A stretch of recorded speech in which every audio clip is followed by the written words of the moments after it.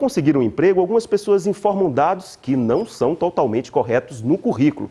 Por exemplo, elas dizem ter um conhecimento avançado em inglês, mas sabem pouco. E no ambiente de trabalho, há outros que mentem para se dar bem, para que o chefe não chame a atenção deles. Está aqui no estúdio com a gente o George Fry, que é especialista em comportamento e também em psicopatia. Bom dia, George. Bom dia.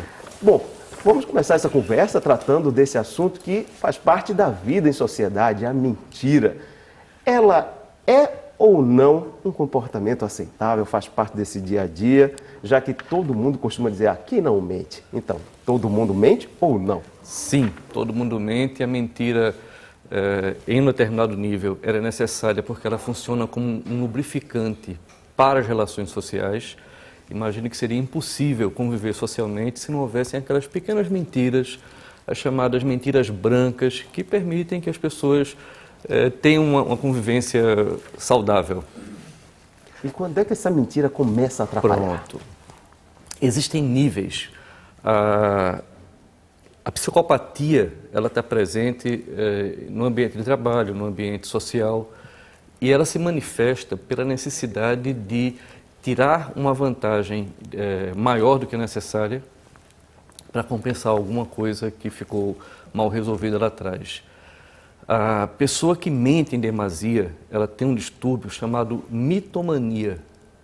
Normalmente são pessoas que têm uma vida muito desinteressante, que têm a necessidade de colocar algum brilho dentro da própria vida, e aí começam a criar fantasias, começam a criar histórias, só que elas transmitem essas histórias, essas pseudo-verdades, de uma forma tão convincente que até mesmo elas, depois de um tempo, passam a acreditar. Elas constroem essas verdades.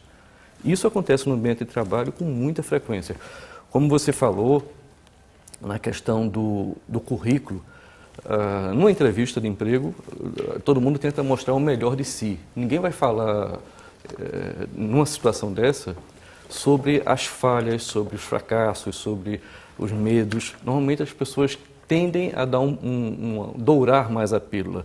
Só que existe um limite entre você tentar mostrar o melhor de si e você criar toda uma história baseada em mentiras. Agora, a impressão que se tem com algumas pessoas, eu já tive o desprazer, vamos dizer assim, de conviver com algumas nesse sentido, de que a impressão que eu tinha é que elas precisariam fazer uma agenda para dar conta de tanta mentira, porque você conta uma, depois ela precisava contar uma outra para justificar a anterior e depois justificar aquela anterior. A coisa vai criando, tomando uma proporção mais séria. Acontece exatamente isso. Tocou num ponto muito importante. A mentira exige elaboração. Você não mente... A verdade é falada automaticamente, sem necessitar nenhum tipo de esforço. Já a mentira exige criatividade, exige elaboração, exige que se construa alguma coisa. E essa construção, ela vai ser a base para que outras mentiras possam acontecer. E aí é preciso ter memória para lembrar da mentira original que gerou aquela situação e que vai fazer com que isso perpetue. Agora, como é que essas pessoas se entregam, vamos dizer assim? O que é que a gente percebe que ali não tem uma mentira escondida ali? A mentira, não a mentira social, aquela mentira branca que eu falei, a mentira com um pouco mais de peso, ela acaba se tornando uma violência ao nosso corpo. Por quê? Quando nós mentimos, toda a fisiologia do nosso corpo ela acaba sendo alterada. O nível de adrenalina sobe, as mãos esfriam, a pessoa começa a ter um comportamento não natural. Então, o organismo sofre com isso. E aí existem os sinais que, com um pouquinho de instrumentalização, o outro pode perceber, que é o estresse de voz. Ao mentir, esse estresse gera um ressecamento da garganta. Então as pessoas começam a ter uma variação no tom de voz, que não é normal, começam a pigarrear. Por quê? Porque cria-se um muco aqui.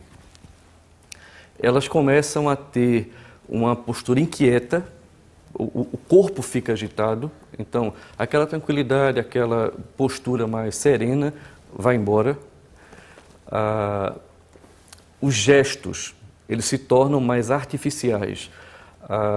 As expressões de alegria, de surpresa, as expressões naturais, elas se tornam mecânicas. O corpo fica mais rígido, tudo fica diferente na pessoa quando mente. Tá certo, então. Jorge, eu agradeço pelas informações, pela participação aqui no Bom Dia Pernambuco. Bom dia para o senhor.